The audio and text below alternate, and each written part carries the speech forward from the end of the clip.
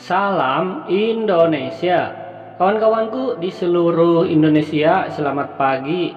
Selamat berjumpa lagi dengan channel Berbagi Informasi. Pada kesempatan kali ini, admin akan berbagi informasi seputar ada kabar yang sangat menyejukkan bagi seluruh tenaga honorer non-ASN. Teman-teman yang hingga saat ini belum diangkat menjadi PPPK, ada informasi terbaru dari Kemenpan RB bahwasanya tenaga honorer non-ASN bakal diangkat menjadi PPPK model baru yang disebut dengan istilah PPPK paruh waktu. Yang menjadi pertanyaan adalah berapa sih gajinya PPPK model baru atau PPPK paruh waktu.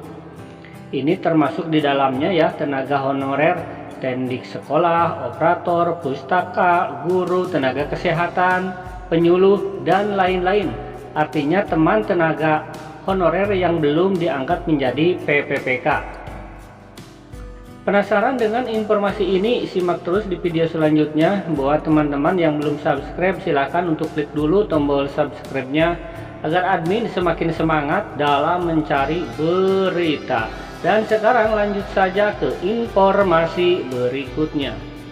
Dikutip dari jpnn.com, apakah gaji PPPK paruh waktu dihitung per jam, ASN atau buruh?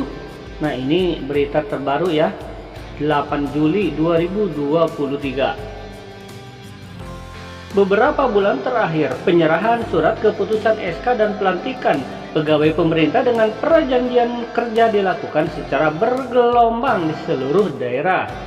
Bagi PPPK yang baru dilantik, yang sebelumnya berstatus honorer atau non-ASN, pasti sangatlah lega. Pasalnya, tinggal beberapa bulan lagi, yakni November 2023, sudah tidak ada lagi yang namanya istilah pegawai honorer. Ada sekitar 2,3 juta honorer yang masih tersisa akan diangkat menjadi PPPK paruh waktu. Istilah ASN jenis baru ini diberi nama PPPK paruh waktu. Ini terdapat dalam daftar inventarisasi masalah rancangan undang-undang aparatur sipil negara DIN RUU ASN yang beredar di kalangan honorer. Nah, ini buat teman-teman ya yang masih berstatus honorer, rencananya ini akan diangkat menjadi PPPK paruh waktu. Dan berikut ini adalah prediksi gaji PPPK paruh waktu ya yang bakal diterapkan untuk tenaga honorer non-ASN jika ini direalisasi. Dan ini adalah sebatas perbandingan saja ya, karena hingga saat ini belum ada aturan atau teknis khusus untuk gaji PPPK paruh waktu.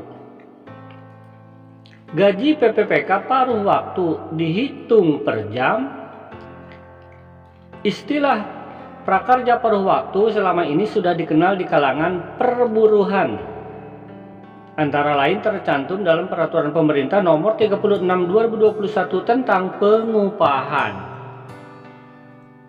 Pasal 16 ayat 1 PP menyatakan penetapan upah per jam hanya dapat diperuntukkan bagi pekerja buruh yang bekerja secara paruh waktu.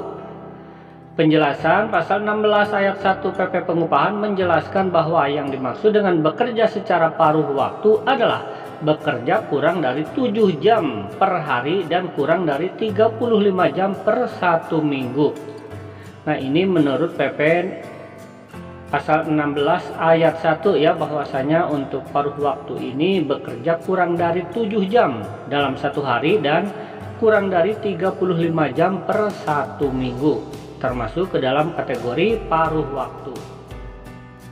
Apakah sistem penggajian untuk paruh waktu nantinya mengadopsi ketentuan yang berlaku pada buruh perusahaan swasta itu? Masih harus ditunggu proses pembahasan RUU ASN selanjutnya. Jika sistem pembayaran gaji PPPK paruh waktu ternyata nantinya sama dengan diberlakukan terhadap buruh part-time, berarti ASN jenis baru ini statusnya mirip dengan pegawai swasta.